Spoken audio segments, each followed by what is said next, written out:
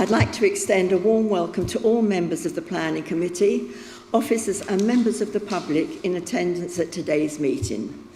I am Councillor Christine Ward, Chairman of the Planning Committee. I would now like to hand over to Democratic Services to read the housekeeping notes. Thank you. Please note that this meeting is being broadcast live on the Council's website via YouTube. It will remain available for a minimum of 12 months. I would remind those in attendance to please use your microphones when speaking, but do also remember to turn them off once you have finished. Please also switch any mobiles or laptops to a silent setting for the duration of the meeting. If the fire alarms ring, please can everyone leave the room immediately and use the nearest fire exit, but do not use the lifts. Please go to the fire assembly point, which is located at the bottom of the car park by the garages. Thank you. Thank you. Do we have apologies, please? Yes, we've received apologies from Councillors Dave Penny and Malcolm Wade.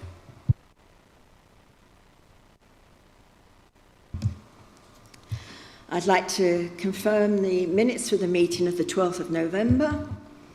Agreed. Agreed. Thank you. Can I have declarations of interest? Councillor Dowd. The first item, 25/10782, is in parish code. It's not in my ward, and I haven't been that part.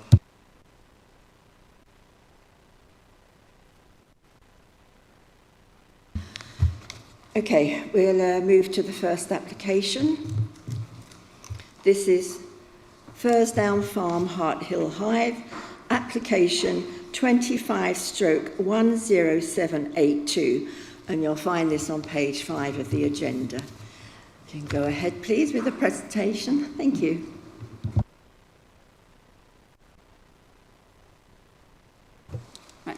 Good morning, thank you. I'm here to present the planning application 25/10782. This is a site of Fursdown Farm, Hart Hill Hive. It's come to committee today because there's aspects of this application which would be contrary to policy, but it is coming with a recommendation of approval.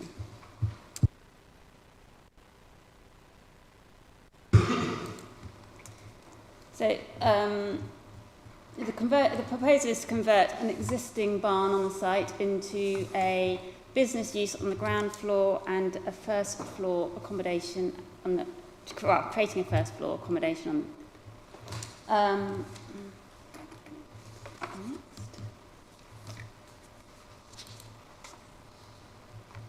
So the site is located off Hart Hill, which is the small lane that serves a number of residential dwellings, and the Travellers Rest public house, which is opposite the application site. So as you can see, the site there's a wider area is in the ownership of the applicant, but the red line is the aspect of the farmyard, which includes a glass house, which is in the top corner, and the barn is in that bottom right-hand corner, which is shaded amongst the linear group of mature trees, which are along the eastern boundary of the site.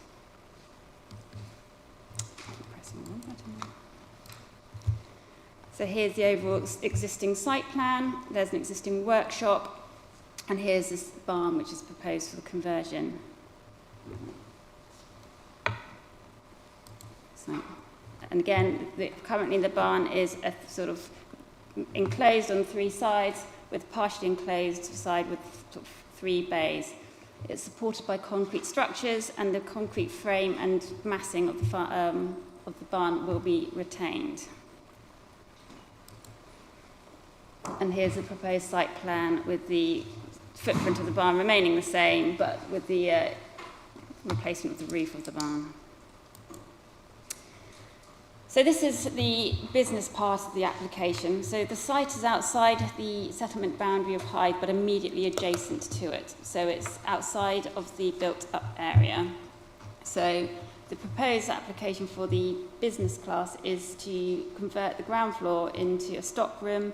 There's an existing farm shop within the barn already, but that will be retained, with a honey room and candle making workshop, externally accessed toilets, and an office space. This is to enhance and expand the current business on the site, which is the Noble Bee, which is a sort of an expanding business. It's reasonably well known locally. It goes to sort of local shows, and it has a taste award, so it's well known in the community. And they want to expand the business to become for more space for packaging and jarring their honey, and for the bee husbandry as well.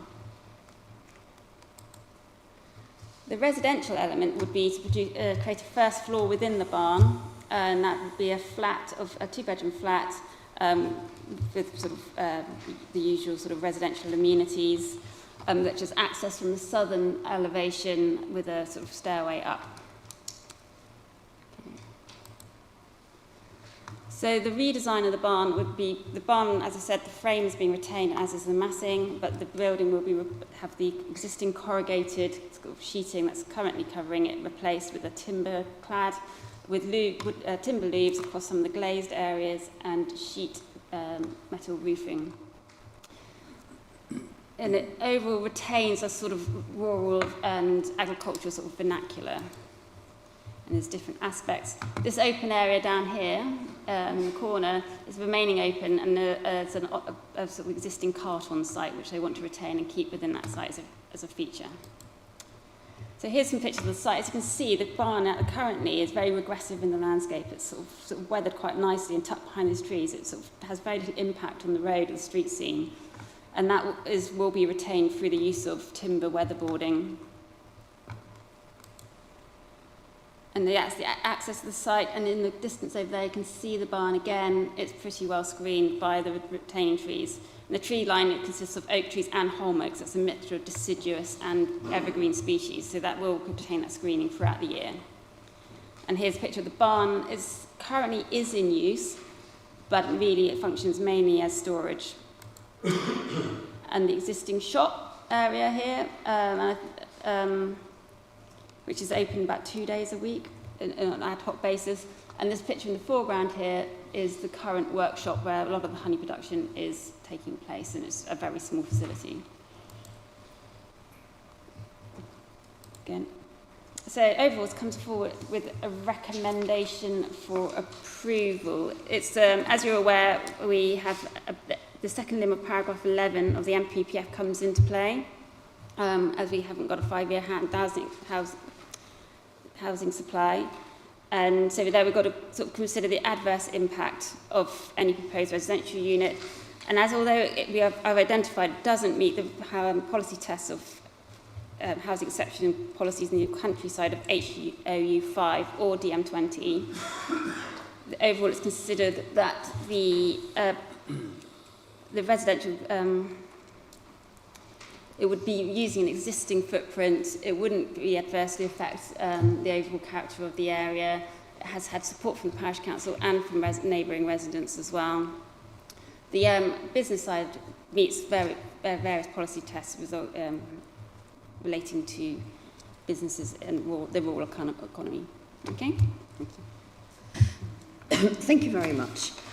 We have Mr. Scott Masker, the architect here, and Mr. Simon Noble from Noble Bee. But I understand, Mr. Masker, you're the one that's going to speak for 3 minutes, or are you going to... No, only for a moment, and Simon will take up the rest of the time. I'll just do a short introduction.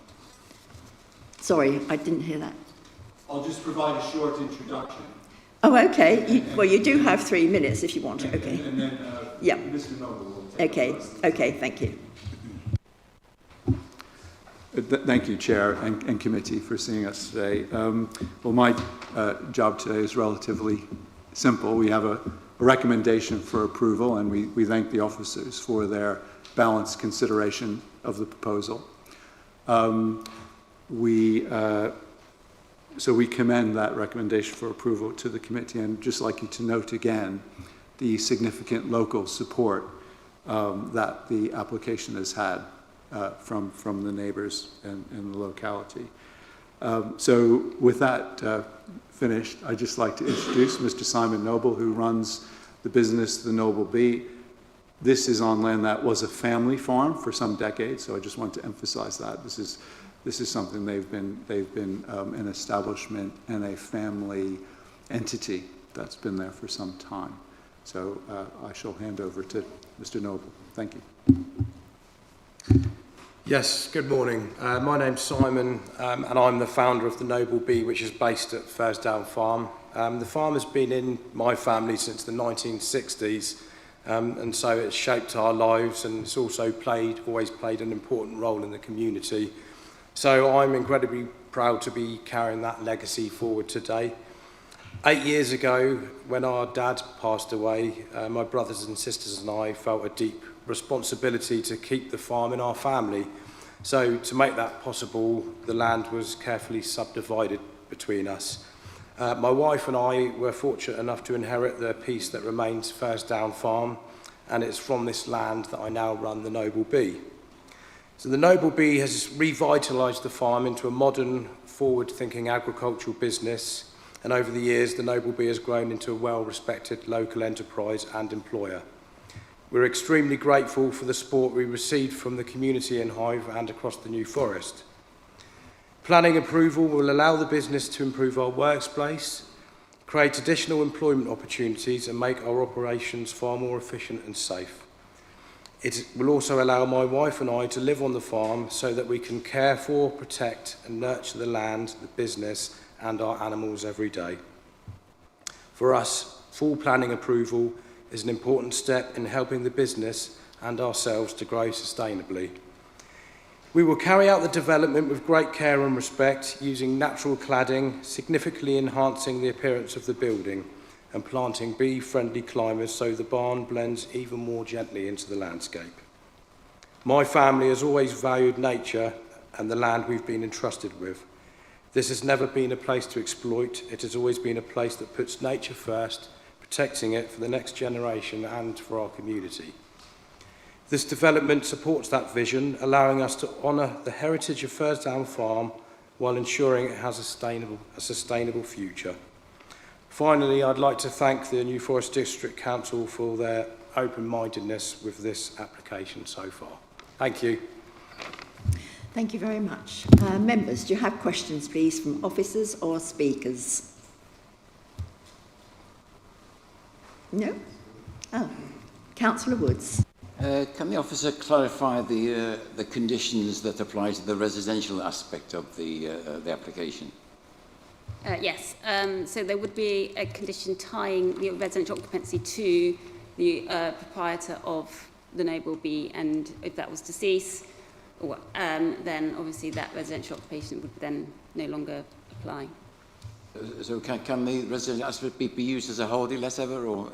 No, not currently with the condition that's drafted. It's in the report at the end, page 28 of the report, condition 7. Thank you. Any more questions? Then we'll go into debate. Councillor Frampton. Thank you, Madam Chairman. Never before has a family farm been in so much jeopardy. Anything we can do to encourage multi-generational farming can only be good for the environment of the New Forest. And furthermore, looking at the slides, I think it gets rid of all of those asbestos sheets on that old shed has got to be an environmental benefit. So I have great pleasure in proposing the recommendation on the paper. Thank you. Councillor Rickman, you're going to second that, okay. Does anybody else have anything to say? Councillor Sleep. Thank you, Chair. I just wish the company all the best for the future. Well done. Yeah.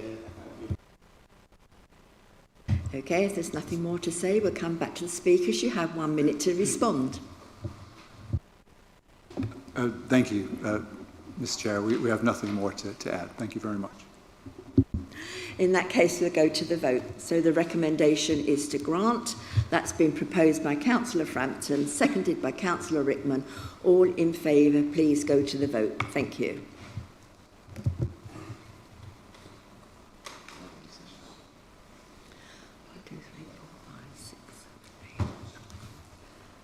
Are we one missing?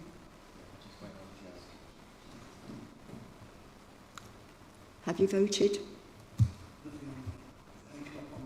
2, 3, 4, 5, 6, 7, 8, 9, 10. Someone hasn't.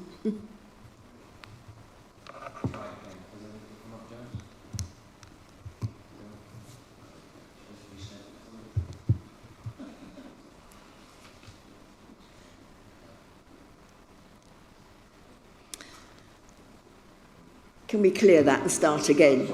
Let's just clear this and start again. Can everybody now please vote? Sorry, if members, if you just bear with me, I'm just going to reset the system. It should only take a few seconds. Thank you for your patience, everyone.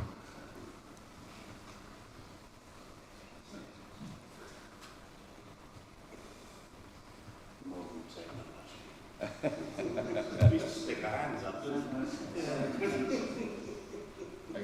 going to start the vote again now, members. Thank you. Okay, please vote.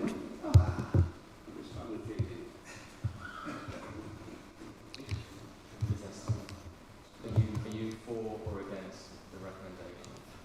You're for.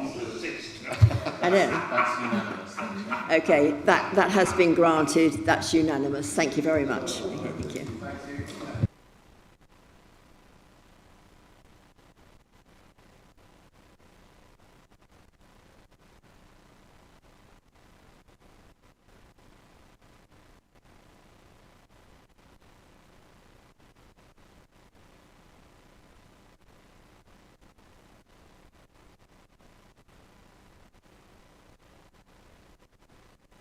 And before we continue, I did have apologies from Councillor Jack Davies.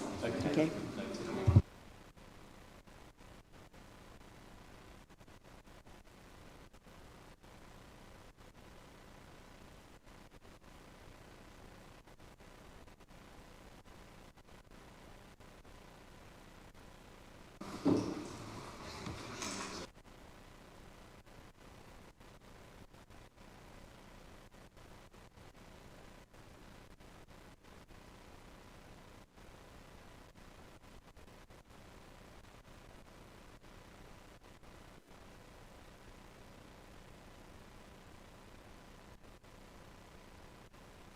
Okay, we'll now proceed with the next application.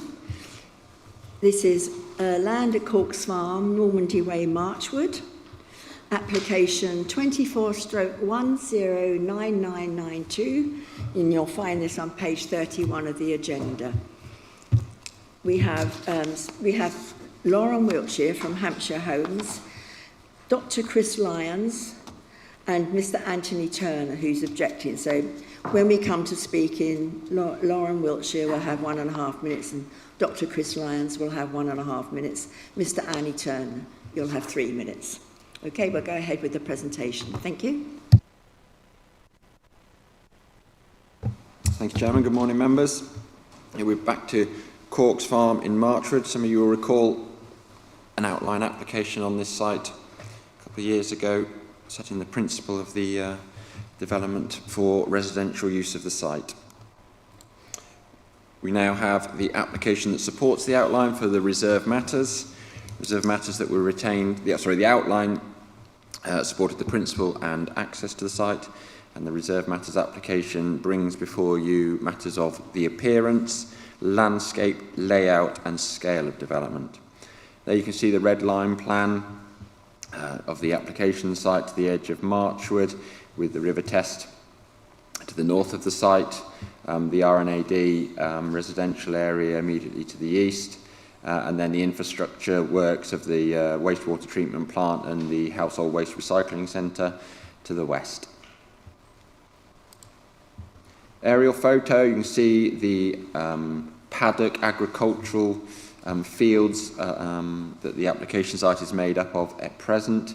However, it is allocated for development and obviously has the support of the outline planning permission that I've just described.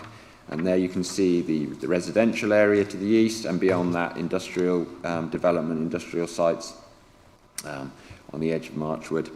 And then more clearly the infrastructure sites of the wastewater treatment plant and the household recycling centre to the west. Some of the context and constraints, just to set the scene for you. The blue is the entirety of the land that's allocated for development by your local plan. You'll have noted from the previous slide, I'll just flick back to it, the shape of the red line. You may recall that the outline didn't refer to the entirety of the land allocated for development by SS3. And some of you may recall that we did have an application many years ago now that looked to deliver an element of industrial development as part of a residential mixed-use development. That obviously fell away, and we were faced with solely residential proposals in an outline that now brings forward the reserve matters of this application.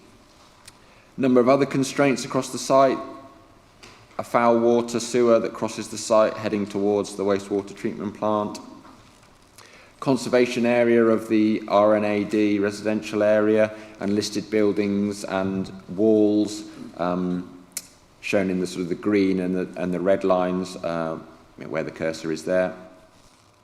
Protected trees along the edge of the site, a high pressure gas main to the south of the site, and you hopefully maybe see that there are some dotted lines, or dashed lines, sorry, crossing the site east to west. Those are the pylons and electricity cables that are carried by the pylons. Now, the outline had to deal with all of those issues, all of those constraints in creating the parameter for where residential development could be positioned.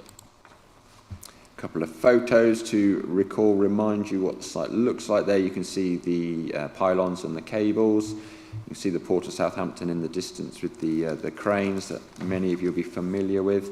And there the sort of the grazing, silage land, grass-growing land of the application site at present. In the foreground is Admiralty Way, serving the residential area to the east of the application site. Similar photos from different angles. You can see the second line of pylons in the distance, corner of the RNAD residential area, and the brick wall that enclosed that site, a strong feature of that site, and the public right-of-way that runs along it between Admiralty Way and the foreshore of the River Test. So that's a corner of that path.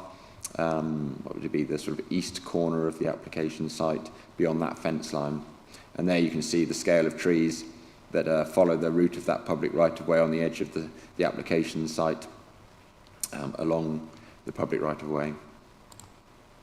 Some images of the residential development on the RNAD residential area next door to the proposed application site, the roundabout providing the road access into that site, and the scale of the buildings that are within that area, 3 stories there, you can see is quite a common scale of development on that site. So as I described, the site is allocated for residential development or mixed-use development of residential and the green open spaces required to support that. There you can see how the local plan envisaged development may occur across the site and how the green space might fit around that. So that's in your local plan. We then had the outline application that sought to define where development would occur. There again you can see the shape of the red line, excluding land in the west corner that wasn't included as part of the outline proposals. So we've got established the principle of residential development up to 150 dwellings, about 5 hectares of open space. The detailed design was secured and approved for access from Admiralty Way. And then extensive off-site highway improvements were included. The new pedestrian cycleway along Normandy Way, a crossing point to get residents onto paths and destinations to the south safely, 35% affordable housing, and of course the financial contributions that we require towards mitigating the impact of development on sensitive habitats in New Forest and in the Solent. So as I described initially, we are now considering details of the appearance of the scheme, details of the landscaping, the layout proposals and the scale of the buildings for 150 residential dwellings. So the outline approved up to 150. The applicant has managed to bring forward a scheme that we're able to support for 150 dwellings, in line with the allocation of the site, the local plan policy SS3. This application includes details to discharge conditions that were imposed on the outline application. You can see listed there details of equipped children's play, an additional element to the public right-of-way, a noise assessment and mitigation, and compliance with finished floor levels to protect the development from the risk of flooding. So looking at the scheme before you in detail, there you'll be familiar now, the outline application, the parameter plan, the orange being the area identified for development. You can see the two parcels, north and south, very closely align with the outline, the shape, the colour, the orange colour on the outline, and then the green being all the green infrastructure, the supporting open space on the west side of the site and wrapping around the residential areas. In the centre, the pink box reserved an area for a link road to join the two parcels, with the lion's share of that being green infrastructure, but somewhere within that box the access road would be provided, and you can see what's now before you, the road crossing that area, very much central to that reserved space. So we have a layout, or the principle of the position of residential within the site, very closely matching that is required by the outline. So what we now get with the layout of the scheme is a regimented network of roads. Primary road coming from the approved access in the southeast corner, extending into the site and then extending up in a northerly direction. Secondary side roads extending off that with the residential perimeter blocks all the way along and throughout. So very much residential perimeters with rear gardens backing onto each other, providing a degree of security and privacy for those residents. Sufficient separation between the residential buildings throughout the site to provide appropriate amenity and privacy to those residents, and outwardly facing over the open spaces around the edges of the site. So with that, these access roads running around the outer edge of the application site, you've got the front of properties looking over that road and then over the open space beyond, providing that passive surveillance and interaction and a good amenity for the residents of those properties. Now, I referred to the northern edge being close to the River Test, and we saw the cranes in the far distance on the Port of Southampton. One of the conditions of the outline planning permission was regarding potential noise impact. The properties at the south affected by road noise on Normandy Way, and properties to the north by the Port of Southampton. Now, the applicant has submitted a noise impact assessment to assess the road noise and adequately deal with that through mitigation, satisfactory complying with the condition imposed on the outline application. Port noise wasn't fully captured. However, the applicant has subsequently gone on to assess the operational port noise and does not consider it to have an impact. You'll have seen that there have been representations from Associated British Ports and DP World, the primary operators of activities on the port, and they request more monitoring is undertaken. Inevitably, we've been working with our own EHOs to assess the scale of the impact, any further monitoring or assessment that's required. And they're content that there is sufficient risk of noise disturbance and requests the condition included on your addendum sheet in order to preserve, protect, achieve suitable amenity for the residents of the properties on the northern element of the application site. The noise generated by the port is, I would say it's infrequent, but it's quite unpredictable, difficult to model, to capture. There are differences of opinion between the consultants, as I've identified. The applicant's consultant believes that there is insufficient noise to warrant any further intervention.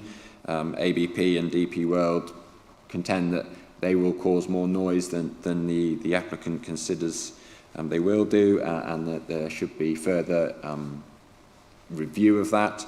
However, as planning officers and the recommendation before you, working with our EHO, we're content that sufficient analysis and understanding of that noise impact has been undertaken, and the condition before you represents an appropriate approach to ensuring that we capture the issue and deal with it adequately to preserve the amenity of those residents. There's one minor variation to that condition. You'll see it refers to a document called the Pro-PG. Well, our EHO is content that that doesn't need to be included in that condition. So one further revision to that condition is to drop the word Pro-PG, or the reference to the Pro-PG as one of the technical documents it refers to, from the wording of the condition.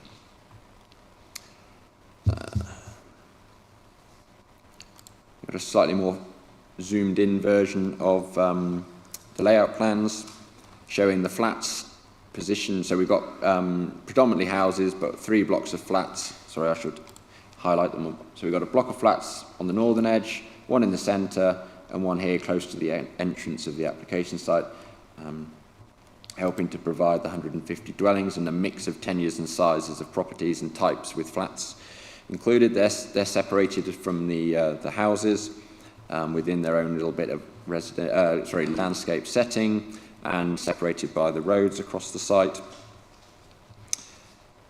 They act as key buildings along with other properties on focal corner points that have been designed specifically to highlight their presence on those corner locations. You can see more clearly some of the courtyard design of parking areas with the roads passing through. And in this zoomed in image, these thicker black lines are some walls designed to provide a degree of enclosure and commensurate with similar features on the neighbouring application site. And here you can see the regimented road arrangement, you know, the right angle roads, the right angle junctions, the extent of terraced properties, not dissimilar from what we see on this bit of site plan on the adjoining site. We've got raised tables at these junctions to reduce vehicle speeds and provide some priority for pedestrians to cross them. And when we turn to this image showing how that could look, or will look, should look, you can see the design of those walls and railings and the landscape setting that will be provided within those parts of the site, that public realm at those junctions. There you can see one of the buildings in the background with a more bespoke materials and a stronger design to stand out as a focal point. Looking at other aspects of the layout, we've got a policy-compliant provision of affordable housing with an appropriate size and tenure mix distributed across the site. So the purple, green and yellow colours on the left-hand plan are the affordable housing units. You can see how they're clustered but distributed throughout the site to assist with the management of those properties, but equally, you know, to pepper pop them, as the phrase has been in the past, to distribute them throughout the site and create that balanced community. You may have picked up in my report the representation of the highways officer raises a point about the potential conflict between residential vehicles and the refuse wagon, highlighting that at some points those two vehicles wouldn't be able to pass. Well, what this is showing is that there is more than adequate opportunity for the respective vehicles to wait whilst the other passes. So you have the smaller vehicle there being a residential vehicle, standard car, and then the larger one being the refuse wagon. And the basic layout of the site with the loops and no cul-de-sacs, or only one element of cul-de-sac right down in the very southern part of the site, allows residents or to take an alternative route should they see the refuse wagon is already serving some properties on their preferred route. So we're not concerned that this represents a highway safety issue, as it can be adequately managed on the site, and residents have got a choice of routes to avoid it. I just wanted to highlight that as a matter that was raised in their representation. So turning to the second of the reserve matters, the landscape of the site, again putting the outline parameter plan alongside the proposed application design layout. You can see the large areas of open space that are provided across the western side of the site. This provides all of the ANRG and informal public open space needs of the application. And unlike some of our other sites where we are relying on the drainage basins to provide an element of the alternative natural recreational green space, in this case, there is sufficient land that they aren't relied on to provide the square meterage requirement for open space in that respect. We've got a large play area immediately adjacent to the residential area, but well within the landscape of the site. And sorry, moving on to this second slide, you'll be familiar with some of the spatial requirements of the and design requirements of the Alternative Natural Recreational Green Space Guidance Document, SPD, that helps to create an attractive, appropriate scaled space, landscape, open space that will hopefully discourage too much more use of the national park, the sensitive habitats in the New Forest that are damaging to their sensitive qualities. So we have a large open space meeting the 120 metre diameter size, and a smaller one that continues through to the south of the site, providing additional open space.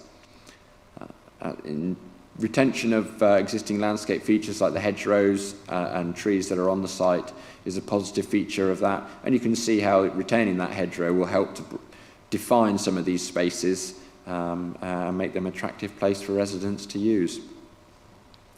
And then along the eastern edge, part of the parameter plan of the outline was to preserve separation to the edge of the conservation area.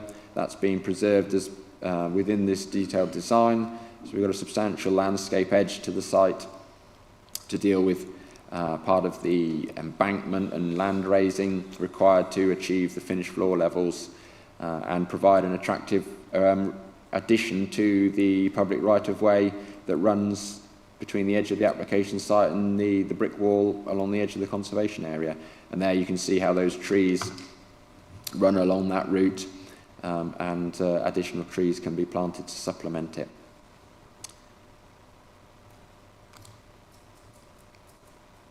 One of the conditions on the outline was to provide an additional part of footpath to complement the existing dedicated public right-of-way. May be familiar or may recall I described where there are trees along that route that squeeze access along it, especially for those with either mobility restrictions or trying to use buggies. So one of the benefits of the outline permission was not only to get money for resurfacing this path to enhance its resilience, but also to provide a bit of an additional route to get around these trees in this location, which you can see there in the north east corner of the application site. So that's a requirement of one of the outline conditions, and this landscape scheme delivers on that.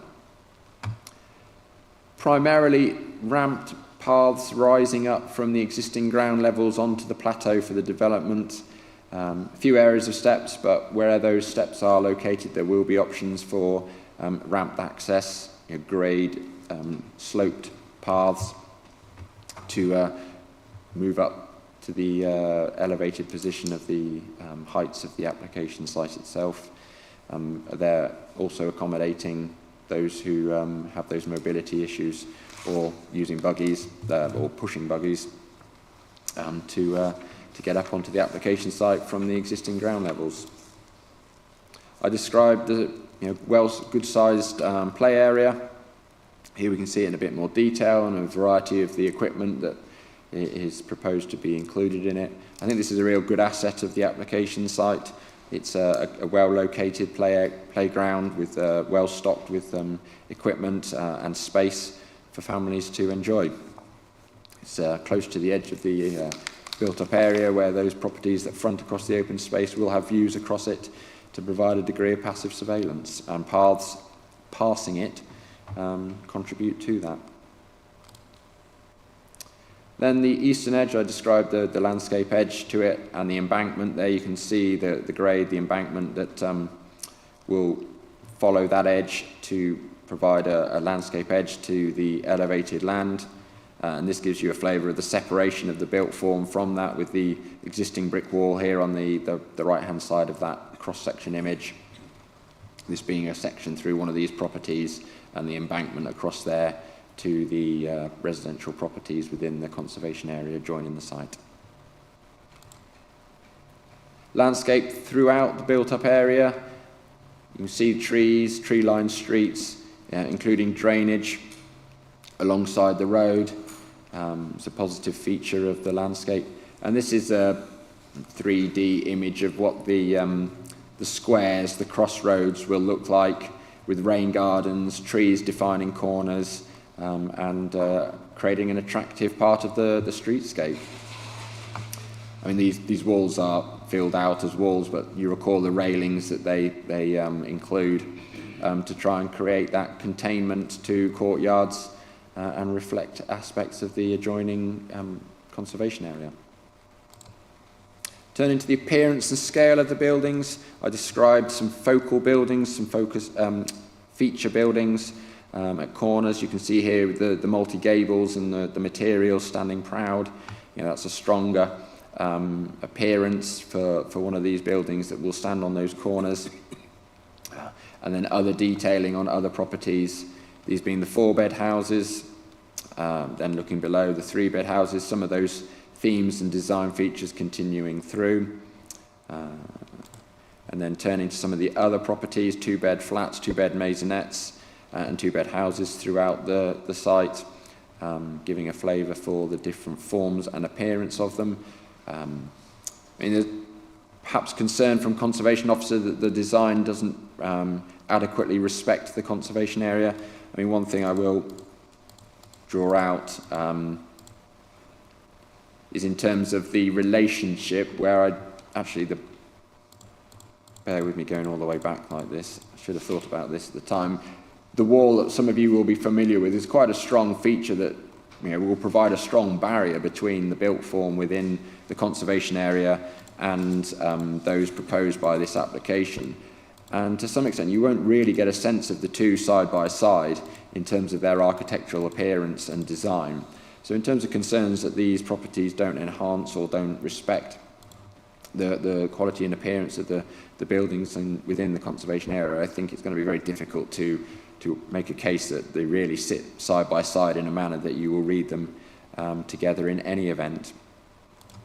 And then finally, looking at the final set of buildings, the flats, 3 stories high. And you recall I said they were separated from the residential properties by roads and some landscape setting of their own.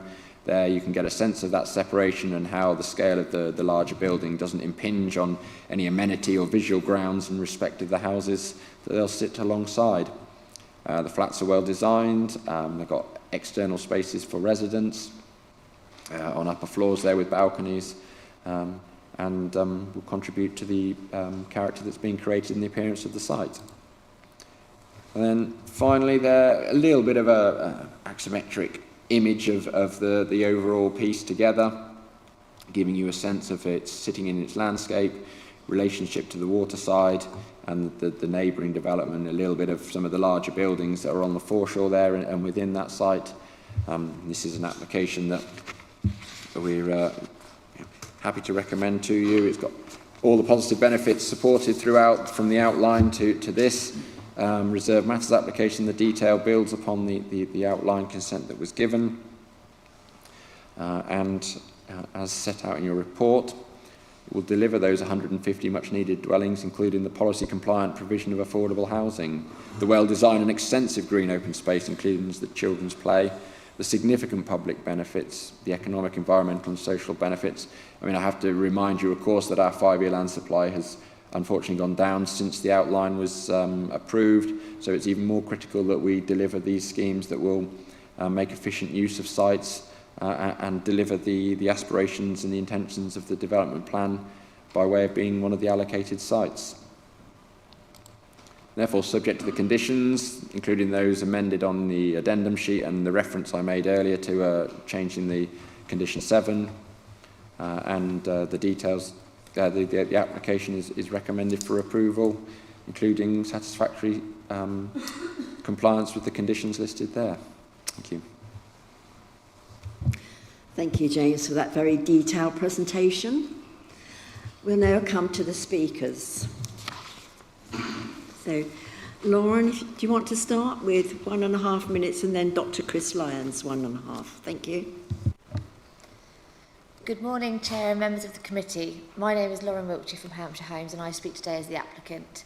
This site was previously allocated and already benefits from outline planning permission. The principal development is well established. Since then, the need for affordable housing and general deliverable housing in Marchwood has only intensified. We have therefore partnered with Vivid Homes. For those of you that don't know, they are a well-respected local housing association with a strong track record across the region in delivering affordable housing, shared ownership and community-minded development. Vivid Homes do not simply build houses, they actively manage and maintain homes, support residents, particularly first-time buyers, and ensure long-term housing sustainability for the local area. Through Vivid's involvement, we will deliver a carefully considered mix of tenures, including an increase in number of shared ownership homes, along with obviously the allocations within Section 106. These shared ownership units are vital in giving many local families a pathway onto the housing ladder who otherwise could not afford full market homes. Vivid has a proven ability to secure allocations, manage shared ownership portfolios and support purchases in maintaining long-term stability. Importantly, this site also benefits from secure grant funding from Homes England. Funding which is conditional on a timely decision. A resolution before Christmas is essential to align with the grant and funding deadlines, ensuring that affordable homes can be delivered within Marchwood without delay. In short, this is an allocated consented deliverable scheme led by a trusted housing provider with real commitment and expertise in affordable and shared ownership housing with a good mix of tenures. With those strong foundations and given the urgent need for new homes in Marchwood, I respectfully urge members to support the application today. Good morning, members. As you know, this proposal is one of your strategic sites, and the principle of development and the parameters of where that development should go have already been agreed. Reserve matters relate to the landscaping, layout, scale and appearance. The scheme that we have designed is genuinely landscape-led, with the landscape plan clearly showing a very green development, with drainage features integrated throughout the layout. The open space is highly attractive, with large expanses of ANRG, footpaths and a play area to ensure everyone is able to make use of this area and will be a real focal point for residents. The layout meets the master planning requirements from the concept master plan, as it responds positively to the location with a design that is high quality and will integrate well into the area. It also provides a good mixture of formal streets and natural green space. The scale and appearance of the buildings is designed to provide a blend of styles to ensure there's visual interest, but that there will be a clear, cohesive character. We've met with your planning and design officers to ensure the scheme is involved to meet as many of their desires as possible, and we do thank them for the time that they have given. In addition, the proposals ensure there's a suitable amount of parking, a road safety audit has been carried out, and all other technical issues addressed. An additional noise report was produced to set out why we are satisfied the port will not cause a significant impact on our residents. We believe this scheme provides a high-quality landscape-led development for 150 homes which are desperately needed in the area, and we trust you will support the application. Thank you. Thank you very much. Mr. Andy Turner, on behalf of British Ports, objecting. You have 3 minutes. Thank you.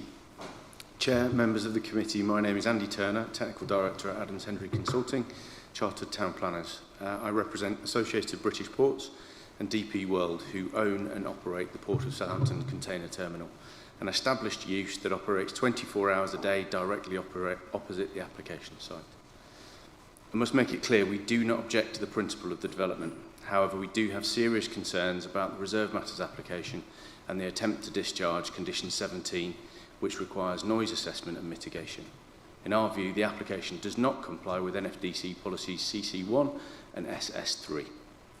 If the Council approves the RMA subject to a condition requiring a further noise assessment, as the officers outlined to you today, the decision could be open to challenge. Condition 17 was attached to the outline permission to ensure that noise impacts from the port were properly assessed and mitigated before the detailed approval in accordance with the agent of change principle set out in MPPF paragraph 200, which states existing businesses should not have unreasonable restrictions placed on them as a result of development permitted after they were established. Where the operation of an existing business could have a significant adverse effect on a new development in its vicinity, the applicant or the agent of change should be required to provide suitable mitigation before the development has been completed. The agent of change principle is also reflected in NFDC policy SS3, which is the Corks Farm allocation, which requires development to minimise and mitigate the effects of potential noise and light impacts generated by the Port of Southampton on residential amenities. This has not happened. The committee report itself acknowledges that further noise assessment is required to comply with British standards for internal and external amenity. If that is the case, Condition 17 cannot be discharged, and the Reserve Matters application cannot be approved. The proposed new condition on the RMA, Condition 7, simply pushes this requirement back until after approval. That is not reasonable and fails the tests for planning conditions set out in the MPPF. Noise assessment at this RMA stage, in accordance with Condition 17, is essential because it may require changes to the layout or design. For example, balconies, which have been shown on the drawings today, facing the port may need redesign, not just closed windows and mechanical ventilation. That will not be possible if the RMA is approved. Approving the application now, subject to a future noise assessment, risks the decision that is open to challenge. We therefore respectfully request that the Council defer the application to allow the applicant to work with us to resolve our objection and avoid the decision being at risk of challenge. Thank you. Thank you very much. I just want to draw your attention, members, to the committee updates, the amended conditions, number 7, prior to construction of the dwellings hereby approved, that noise mitigation schemes will be submitted. And now come to questions, please. Councillor Hawkins. Yes, I'd like to ask a question about officer. And my question is, is the consideration into rising sea levels been thought about on for this development? Very much so. You recall me describing raising the ground levels. That was a requirement of the outline. The flood risk, and the Environment Agency have no objection to the application. There we go. So you can see dotted line, existing wall, existing footpath, existing ground levels. So the ground levels will be raised across the development plateau to ensure that the properties are safe from rising sea levels. And the Environment Agency have been consulted on the detailed proposals of this application and have no objection. Asleep. Thank you, Chair. Can I congratulate the officer on a very detailed report? I do recall some of the earlier planning issues that came up. How much is that elevation? Was it 2 metres or 1.6 metres originally on the level? It's somewhere in between, to be honest. Of course, yeah, it's okay. slightly different across the site. Was it the north and south areas of development that were included in that, or just the shore side, main part of it, the north side? For those of you familiar with the site, a large portion of this southern portion of the site is already sort of made ground and elevated. I couldn't confirm that it's the entirety of the orange, but it's certainly a lion's share of it. Whereas the area on the north, the ground levels are much closer to those of the footpath and what I showed you in that cross section. And if I flick back to, there we go, the footpath there, you can see, that's existing ground level. There's the existing, the application site and its existing ground level. So that's where more significant ground level elevation raising will occur. You maybe make out this hedge line, and through the gap there, that's where there is already higher ground. So it's very much more than the northern portion that will be raised, with the lion's share of the southern already elevated. And if I may, another question. The undergrounds, we've got the foul sewer and we've got the gas mains. Are these clearly identified at present where they are supposed to be on site, or is this random? Because when you look at that, where it's so intense on the building development, I'm hoping you're going to tell me that that sewer is right the way through middle of the road on the higher level. I just hope that someone's accurately identified where it is. That's very important to me. Sorry, here we go. So can you see blue dotted lines? Yes. That's the, well, we'll call it exclusion zone, the way leaves the, either side of the route of the foul water pipe. You can see it, it's a lot going on this image, but it's the one that's got the overlay on, so it's the best one for me to use. You can see that running, following the route of that road, or that road is following the route of the pipe itself for the foul, and then at the bottom here, you've got the green being the high-pressure gas main going largely through the open space in the edge of the development there. I mean, we reviewed and analysed all of these during the outline, in terms of framing the parameter of where the built form could occur, and those constraints have influenced that, and the respective consultees have been involved through both outline and reserve matters application. And if I may, just one more. Looking at the environmental health pollution aspect of it, and knowing that sewage works that's on the site, and the prevailing wind direction across the river, I know for a fact that the people that are in the military style area that are behind the old blast wall of the military pool area actually get affected by that.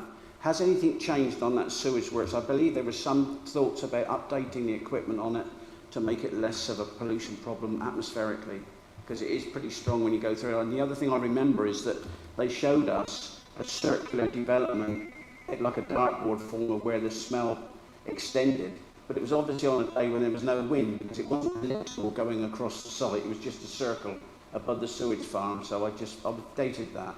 Has anything been done to it? There have been works undertaken. They might actually be visible in the aerial photo. Maybe not, but they've done some work in this area of the site to improve its capacity and update and some of the equipment on site. But that was, again, like the other constraints you were asking about, the pipelines, that was almost the issue that we grappled with for the outline application, in terms of where the westernmost edge of the built area could extend to, with respect to the potential odours that would be given out by, discharged by the operation of the wastewater treatment plant. And this is very much beyond the point at which the smells would be inappropriate or unacceptable to residential accommodation and achieving amenity. And the application follows that, and that was what the what defined the edge of the western edge of the residential parameter plan that was approved. Thank you. Are there any more questions?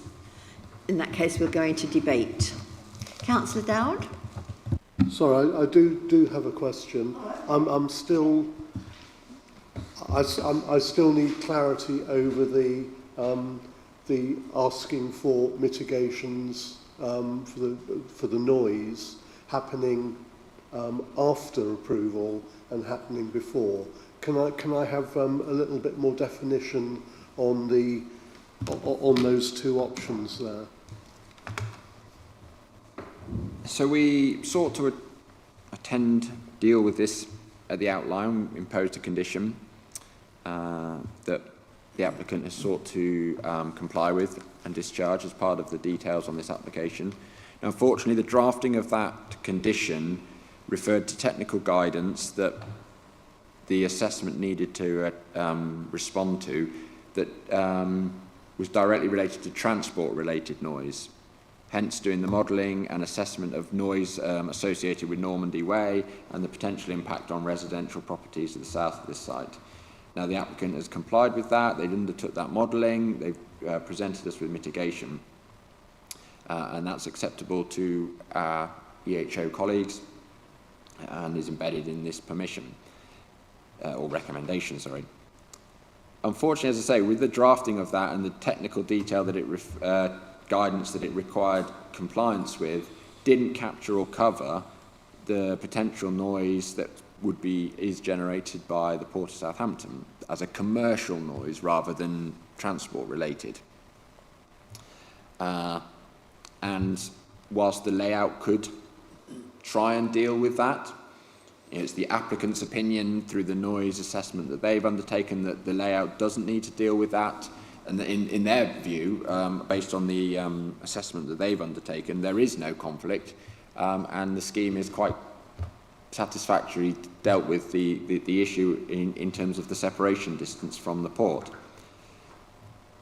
Our EHO has been to the site and assessed the respective submissions from the applicant and on behalf of ABP presented by Mr.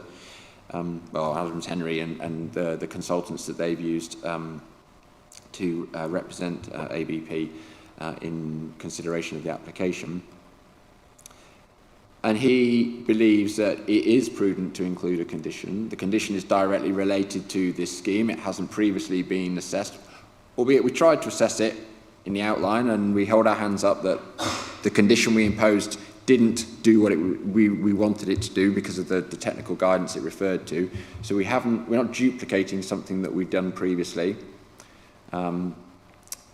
We are treating with the layout now. We know where the buildings are going to go. We can assess the potential relationship and the potential impact. And we're obviously needing to ensure appropriate amenity is achieved for those residents. So it's very much what's on the table now as a scheme to assess. As I say, there's a difference of opinion between the respective consultants, and our EHO has taken that in mind in consideration and come forward with the recommendation of the condition that you see before you. He's content that a solution can be found, and therefore we're confident in the use of a condition. We don't believe that any of that work will suggest that the buildings need to be in a different location, and he's satisfied that we'll get a successful outcome by use of the condition that is put before you. Thank you. Are there any more questions? Councillor Riley. Yeah, I want to ask, how close is the ABP development that's going to go down there? How close is it to this site? Councillor, are you referring to the Solent Gateway, Dibden Bay? I don't think I've got a plan, but it's quite far. Here is the application site, the blue. You've got the conservation area, residential properties, the sailing club, and then you've got the existing Marchwood Industrial, and then it's maybe far, far beyond the edge of the plan. That's all the questions we're going to debate. Councillor Swain. Thank you, Chair. A couple of things on this. We need the housing. The estate looks really good. I'm impressed with that. Just the two things that concern ABP are obviously presenting themselves and saying, if our port makes noise, then don't come back to us crying about it later on, and I can understand that. People come to these properties expecting to enjoy the port.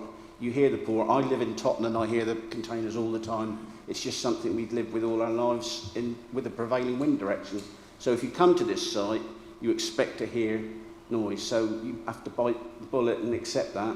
The only other thing I'm more concerned about is the pollution for the smells.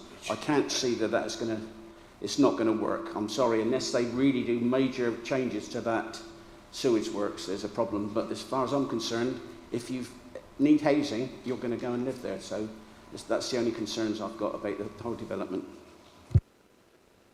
Councillor Frampton. Thank you, Madam Chair. Well, I do have to echo my concerns. Putting an estate that close to a sewage work, I certainly wouldn't want to live there. However, we're looking at reserved matters, so that's all past historic. It's already been allocated, and therefore I propose the recommendation on the paper.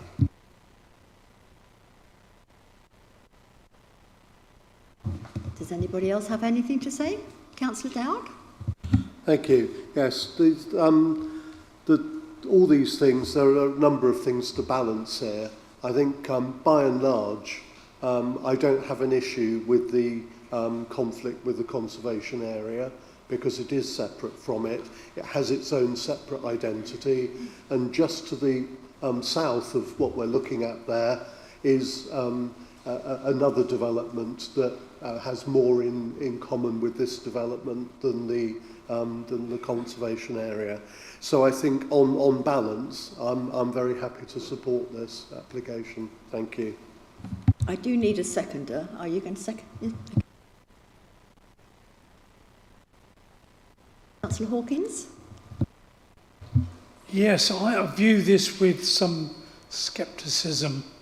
I mean, the only way you're going to stop smell is get rid of the sewage works, but we need it.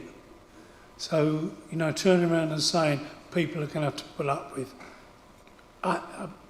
put up with it is not a very good idea from my point of view as part of a planning committee. We have to look at people's... I know people need housing, but people don't need smell. You know, it'll get inside the houses, inside your clothes. No, you know, I don't think it's a good idea myself. Thank you very much. I mean, people looking at this site do have the choice whether they want to live there or not.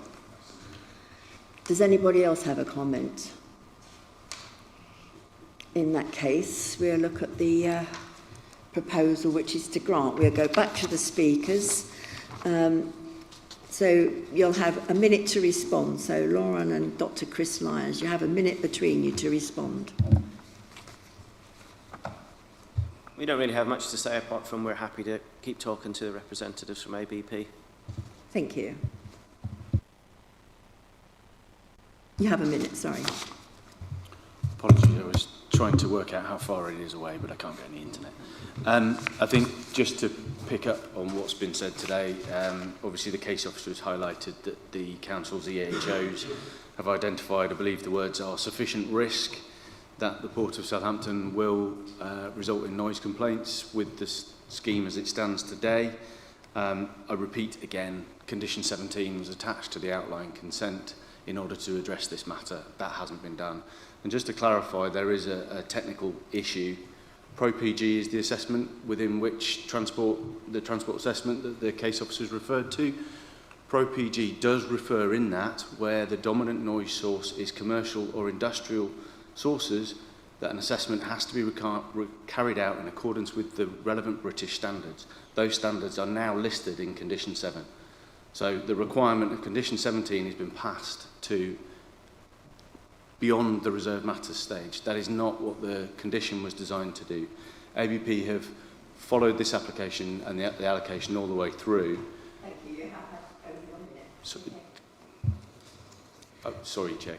I'm actually just going to say we've supported the application along the way and made it happen by making sure that we've got the relevant criteria in place.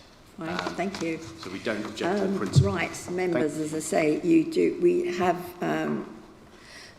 a condition, noise mitigation shall be submitted and approved by a local planning authority before construction goes ahead. So the recommendation is to grant subject to conditions. That's been proposed by Councillor Frampton and seconded by Councillor Dowd. Can you please go to the vote?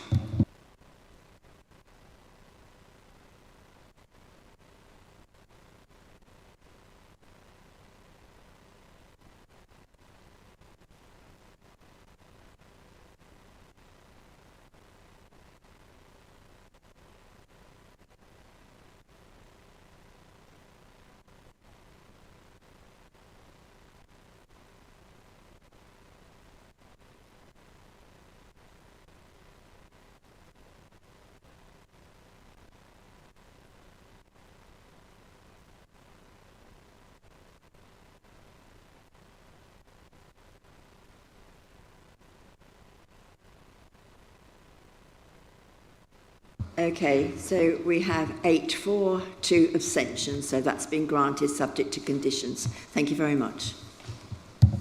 Members, we'll take a break. If you can be back in the chamber by 25 minutes past 10. Thank you.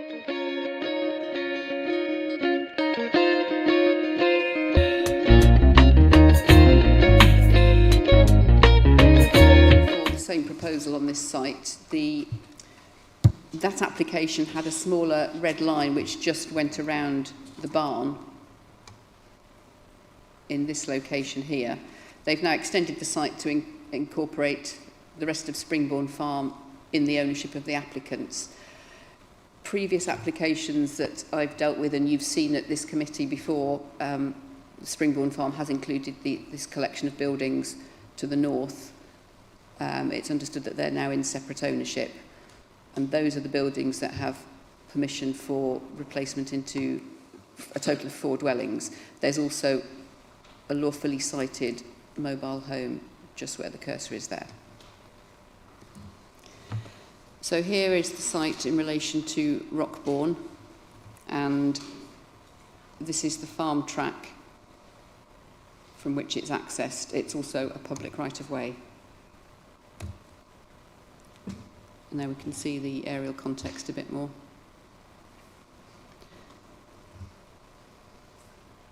So here's the proposed site plan. So just for clarification, this building here has permission to be replaced by a dwelling with a similar footprint.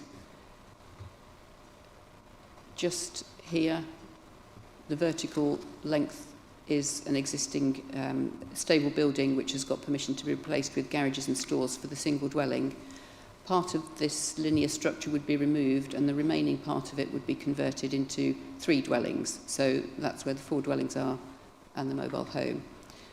The dark rectangle here is the existing pole barn subject to this application. Also on this plan, you can make out a pink line along the track, which is the public right-of-way, which turns the corner to the right and goes up there. Over the stile into the site area, it continues across the land here as well. So here we just have the floor and roof plans. You can see that it's open on one side. The bottom elevation is the one that fronts the public right-of-way.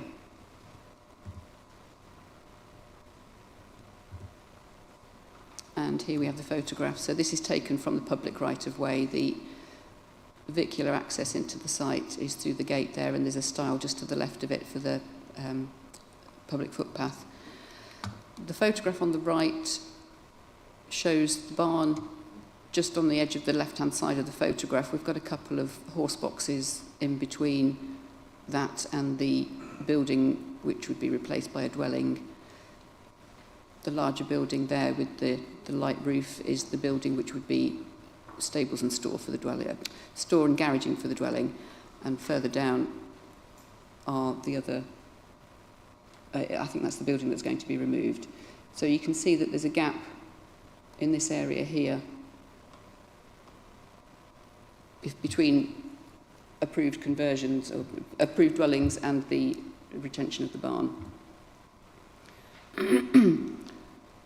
And just a couple more photographs. You can see the land has been cut away in order to create a level surface, and we've got the stone gabions supporting that elevation of the barn on the left-hand side there. And there's also a metal container situation. These, as it says at the top, these photographs were taken in September last year when I was looking at the original application, and given that the proposal hasn't changed, I didn't see the need to take any further photographs. So the recommendation is that the supporting information provided this time round doesn't provide adequate justification for an agricultural building, and it's not an acceptable form of development in this sensitive area, which is national landscape. The proposal has not physically been amended since it was dismissed on appeal, and it's not considered to have addressed the previous reasons for refusal or the concerns of the inspector. Thank you. Thank you very much. Mr. Nick Colbold, you have 3 minutes. Okay. Thank you, Chair. We've just had a brief description of, or reference to the previous inspector's decision, which I hope you've all read. I hope you've got it in front of you, but if you haven't, I'm going to start with the preliminary matter of what the inspector said. The application site should be edged clearly with the red line and other land in the ownership edged by a blue line. These requirements have been met in this case, albeit the red line has been tightly drawn around the barn. The determination of this appeal, and this is the important bit, has been dealt with on the basis of the submitted drawings having regard to the development as shown within the red line area. You can see the red line area there now. That has changed. That is now best part of 5 acres. That is the land which is the application site. So there is a fundamental difference between the application as it was presented before and determined by the inspector and what is in front of you now. Okay, there were 2 important points. One was the red line. The other was that the inspector said there were other barns in the ownership of the applicant. That was the case at the time, September 24, you saw the case officer's site visit. That was in the blue line at the time, those other barns. They are in a separate ownership now, so the second point of the inspector's issue is addressed as well, because there are no other barns there in the applicant's ownership. Okay, so this all comes down to need, and the need at the time was based on that red line, and the need at the time was based on there being other barns in the applicant's ownership. A needs report has been submitted, it's been circulated to all of you, and it says quite clearly that the agricultural unit farmed by the applicant is best part of 5 acres. The hay barn provides storage for hay, farm equipment required for cutting, hay crop and the holding. You saw pictures there from September 2024. If you go back now, you will see this year's crop, albeit a reduced crop because it was so dry this summer. There were about 70 bales this year rather than a normal average of 150. But it's still making hay on the site. So don't be fooled by this misconception or misapprehension that it's for horse grazing. This is for making hay within that red line, which is therefore a demonstrable agricultural need and is fundamentally different to what was presented to both the council and to the inspector when they made a judgment on the previous application. I really do hope that you can understand and take that into account when you look back at the officer's report. When they said the barn was visually unacceptable, that was in the context of it not having been justified. Now we've presented it properly, we have put the red line as required by the inspector so the whole site can be assessed, the need on the site can be assessed, and therefore we can conclude that it's compliant with policy CS21 because that is linked directly to the need which we've put forward. So other barns on the site, there aren't any nearby barns your officer talks about. They're not on the applicant's ownership, so we can't rely on them. It was £20,000 spent on this hay barn. You don't build a hay barn for £20,000 if you don't need it. It's needed, and I hope you can see that there's been a fundamental change in circumstances. Thank you. Thank you very much. Members, questions please. Councillor Frampton. Yes, of the applicant. Is this the total area that this person has as agricultural land?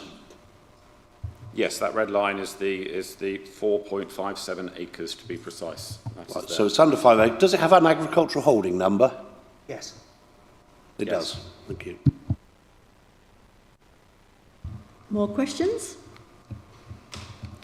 Councillor Richards. So the applicant states that the hay is being made on the farm for the last 20 years at least. So where has the hay been stored up until now, before this pole barn was built? Building that is going to be converted because it's become derelict. So we need to build a new barn so we can continue the practice. So that's why the need is there. Are there any more questions? Councillor. Could I just ask the officer to go back to some of the photographs where the area that we had before, keep going. That's the ones. So all this fence line that we're seeing here, if it's not for horses, it seems rather exceptional fencing. I just wonder how much of that site is covered like that. Is there any other shots to look at? All in the right-hand side there, we've got fence lines, which seems to me to be paddocks more than anything. Okay, thank you.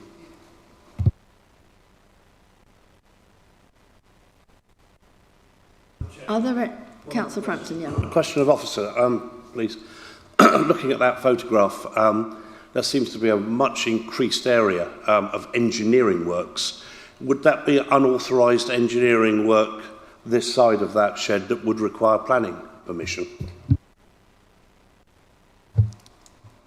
It would be, if members chose to recommend approval for this, we wouldn't be taking further action on that. The levels there, it would be part of it. Councillor Richards. The officer said that there's another barn which the applicant can use, but then the applicant says they can't rely on it because it's not theirs. But, you know, plenty of farmers operate on rented land anyway. So how does that fit in the planning context? Is it okay to say that it doesn't have to be in their possession? Well, I was thinking about this point earlier, and I felt that it was similar to the sequential test where land has to be considered before a site within a flood zone can be considered for residential development. It doesn't have to be in the applicant's ownership. The applicant here, since the appeal decision came through where the inspector said, well, there are other buildings within the holding that could be used for this purpose, they seem to have now sold them off, so that's not relevant. Also, since the inspector's decision, I have dealt with an application at the Mushroom Farm, which is this piece of land here. Perhaps if I use this plan, here's the Mushroom Farm, which is accessed off the same track. There's an L-shaped building here, which was approved a few years ago. It was built, and I'm not quite sure how it was used, but its lawful use is commercial stroke agricultural. The application I had was for a change of use to a holiday let because they confirmed that they no longer required it.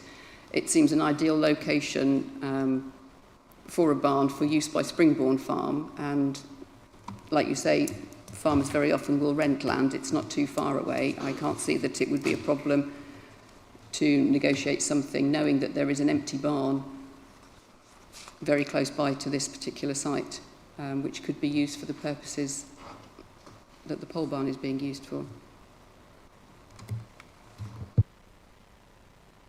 Councillor Riley.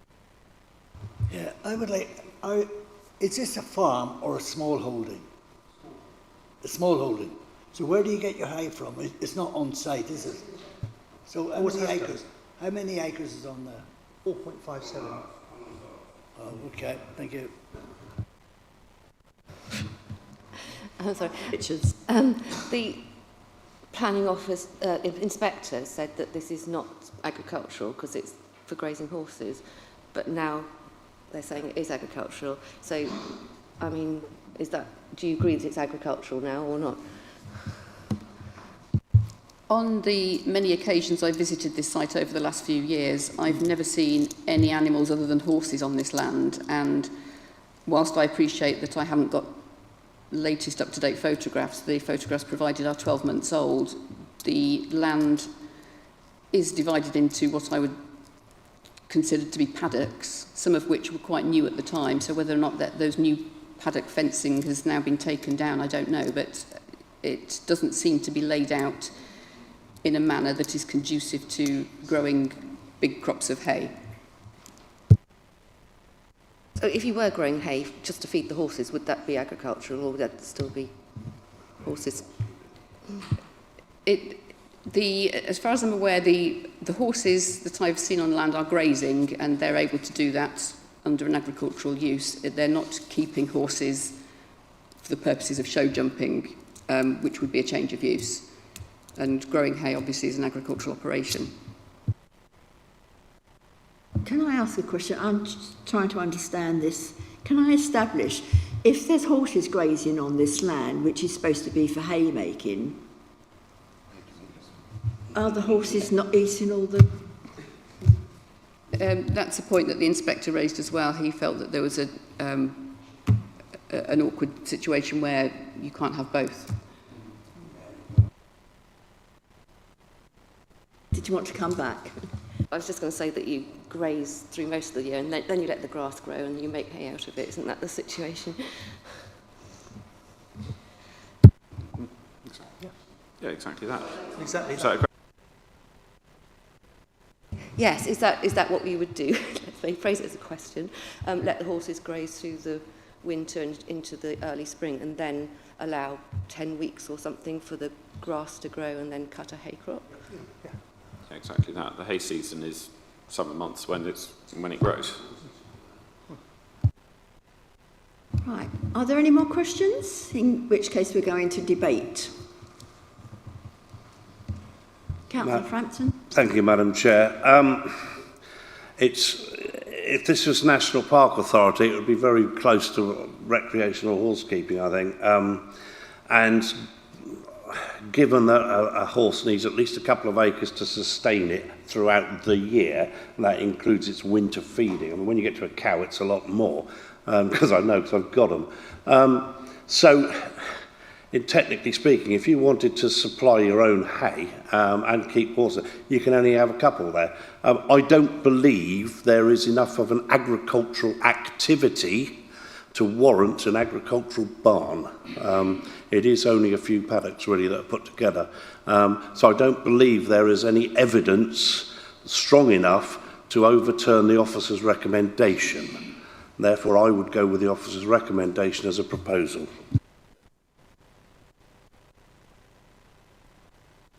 Does anybody else have? Councillor Richard.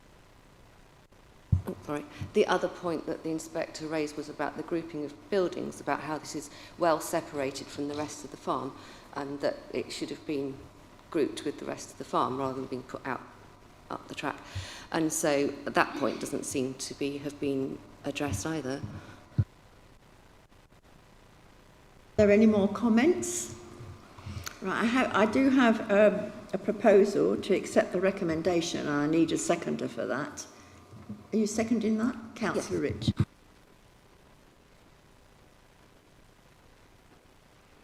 If there are no other comments, then we need to go to the vote. But first of all, I'll come back to the Speaker. Mr Nick Cobbold, you have 1 minute to respond. Thank you. From what I've just heard, I think Councillor Richards is possibly the only one who's read the appeal decision. I may be wrong, but I can't see you all flicking between it. The point remains that even the point about nothing having changed in terms of the barn moving or whatever, the context of that appeal decision was in a small red line with other buildings available to the client or to the applicant at the time. That is a massive, massive difference, which I think is being completely missed here by the committee, and it was missed by the officers in their report. This building 330 metres away, I'm sorry, but that is utterly ludicrous to think that someone else's land and someone else's building can be used for what is going on this site. That's like saying there's housing need, but it's all right, there's a house 330 metres away which we can use. That makes absolutely no sense. You've seen the pictures.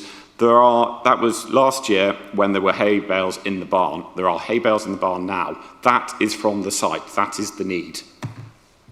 Thank you very much. Members, we will now go to the vote. The recommendation is to refuse. That's been proposed by Councillor Frampton, seconded by Councillor Richards. Can you please go to the vote?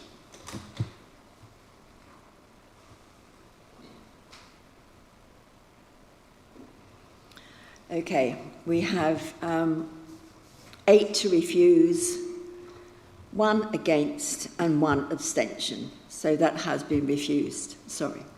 Thank you.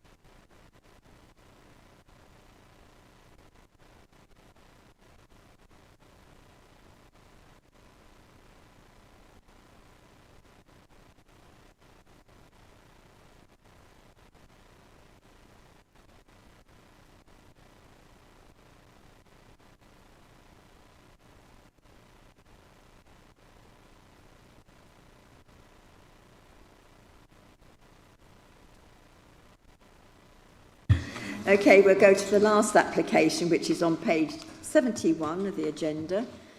6 Bitton Way, Lymington, application 25/10835, and there are no speakers. So can we go, please, to the presentation? Thank you. Right. Good morning. So today I'm presenting the application for 6 Bitton Way.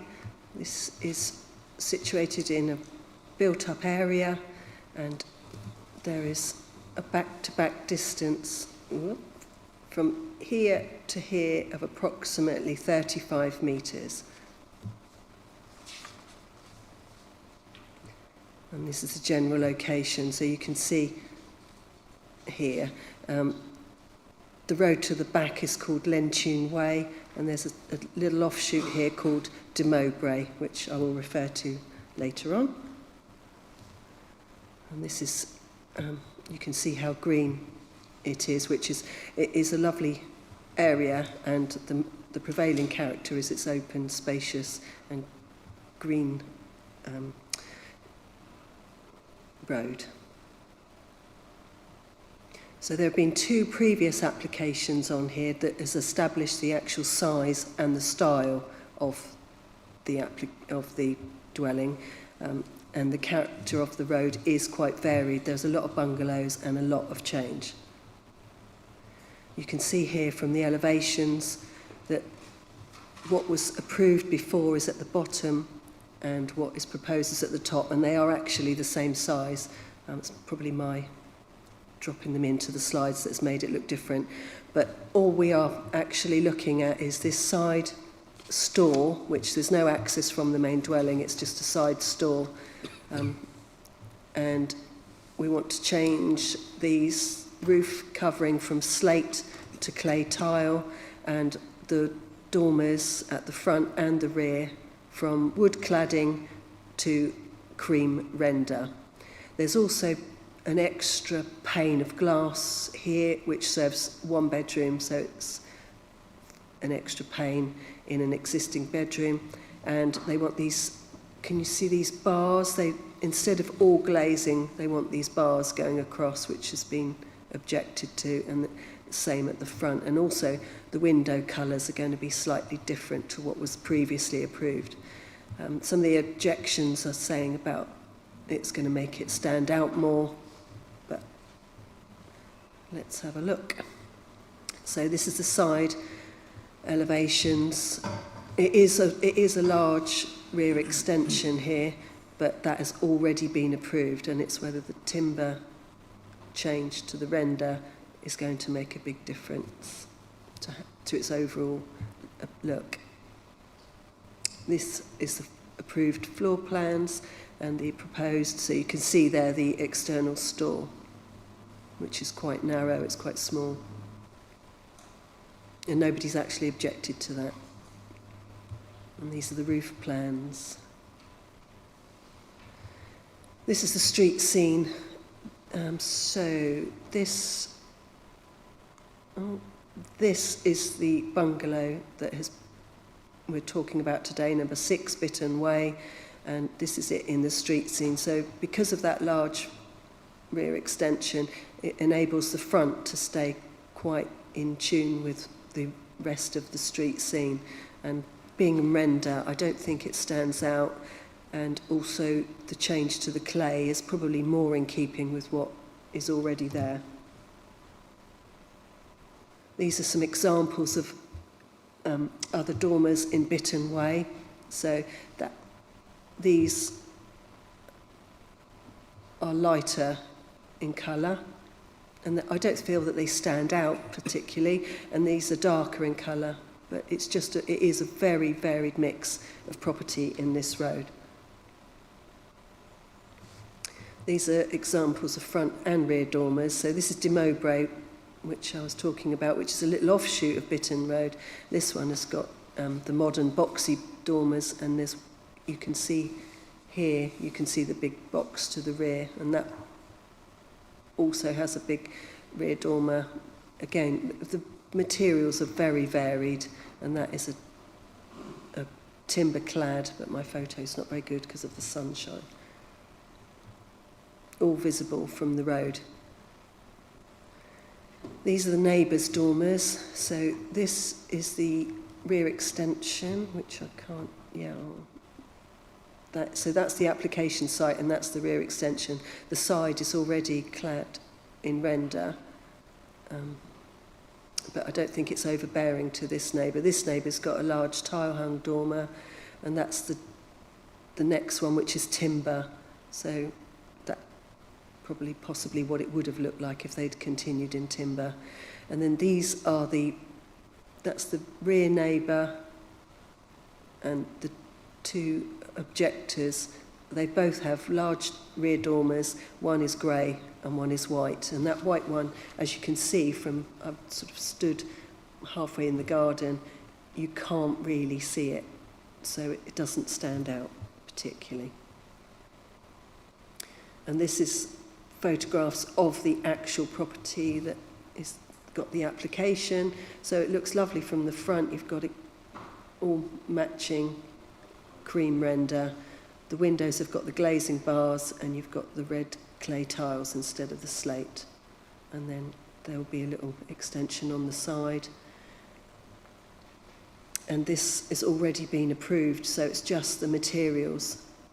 They haven't finished, so that is going to be cream render. And this is white, but it will be cream later on. And the colour of the windows is altered slightly as well. This is the street scene, so I think that it just fits in, and because it's already been done mostly, you can see that it doesn't actually stand out. So therefore, I recommend to grant subject to conditions. Thank you very much. No speakers, so questions, please. No, Councillor Sleep. Just to ask the officer, are you as pleased as I am that they're not going to hang wood there that changes colour in the first year? It looks like a bomb's hit it from the rest of the time you've got it.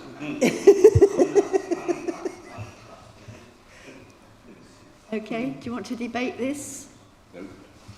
Councillor Dowd? Yes, I think the officers made a very good case for the fact that there is no consistency in the conversions. This is what happens when you don't have a local design code. If they were that concerned about it, they should really have put a design code in place earlier. I don't see any objections with this at all, and I think it fits in with the motley of other extensions that have happened. Thank you, Chair. Are you proposing that then? To propose, okay, yes, thank you. Thank you. Right, recommendation is to grant, subject to conditions proposed by council. Right, recommendation is to grant, subject to conditions proposed by Councillor Dowd and seconded by Councillor Sleep. Can we go to the vote, please?